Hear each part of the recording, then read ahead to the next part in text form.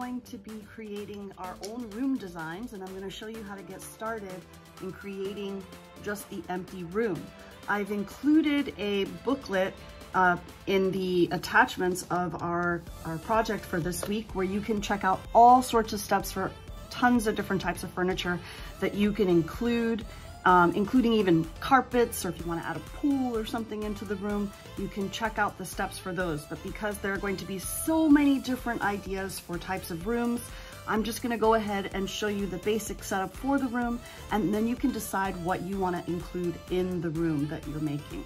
So to go ahead and get started, I'm going to need a ruler. I'm going to need some paper. That could be your sketchbook, or if you still have some of the larger sheets of paper in your art kits, you can go ahead and grab that.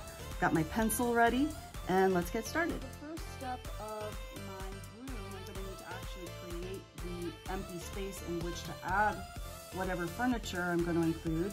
So what I'm going to do is I'm going to create the back wall, and I'm going to create a rectangle that will be my back wall. So I'm going to go ahead, I'm going to use my ruler. If it is something you want to be symmetrical, you can pay attention to the measurements on your ruler. I think I'm going to make mine at about here and here. That's going to be about as wide as it's going to go. And then I'm going to make the bottom of my rectangle. You want to try to be careful that you're paying attention to your lines being parallel or vertical. Right now I'm making a parallel line to the edge of my paper. If I start making my lines diagonal for my walls, then things are going to look more as if we're in a fun house. I think we'll go up to maybe about here. That looks good. Now I want this side to go up the same distance. Again, I'm paying attention that my lines are not going in the wrong direction so that my room feels like a real space. Okay.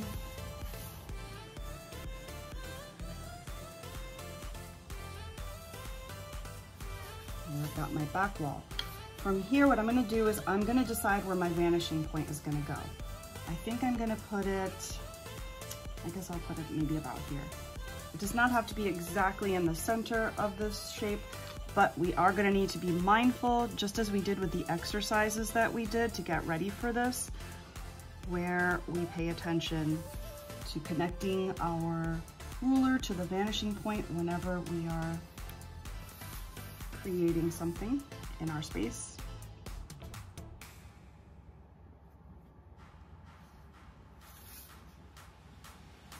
I'm connecting right through the corners too. So vanishing point to the corner. You don't need to worry about the corners of your paper. That's not quite as important. And there I have my empty room. From here I can decide what kind of a room this is. And when I add things to it, I need to be mindful of where my floor is. So for example, I'm not going to do the whole room because everybody's going to have different ideas of what you're going to add to it, so yours does not have to look exactly like mine, but these are just some helpful tips and tricks so that your room can be as successful as possible. If I'm going to add, maybe I want to add something that's going to sit on the floor over here. Now again, these are exercises, or these connect to exercises that we've already done. Maybe I want a dresser on this side of my wall. Perhaps this is a bedroom. Some people were having a little trouble holding down their rulers so that they were getting crooked lines. Just do your best to hold down your ruler nice and tightly. Right, if I have a little extra line in there, I can get rid of that. And I can get rid of this unless my dresser happens to be see-through. If your lines don't match up quite right, it's okay to redo them. And it helps if you're using a really soft pencil line. I want to be able to see what I'm doing there, so I'm going to go ahead and shift my ruler over. All right, that seems a little better to me. Now I can go ahead and connect the corners to the vanishing point. I do not need to go all the way to the vanishing point. You can if it's helpful to you, but I think I'm just going to go ahead and connect mine up to maybe about this point. And again here, because I know that my dresser is not going to go all the way up to there. So I'm not going to worry about extending my line all the way to the vanishing point, but I am making sure that my corner is connected to that vanishing point. One more corner here. And again, I'm not doing that last corner because I want my dresser to be solid and not see-through. And then from here, we talked about parallel lines to the side of the shape. And you don't need to remember this word, but those lines that connected to the vanishing point when we did the exercise, those were the orthogonals. So I have the start of my orthogonals here, and I'm going to go ahead and make a parallel line to the side of this shape. I have a little extra line here, that's okay. I'm just going to erase what I don't need. I know I'm not going to need this in here because my dresser is not see-through. And now I need a parallel line to the top of my shape here. I'm going to go this way so I can actually see. If your ruler is clear, then you don't have to worry about moving your ruler as I just did.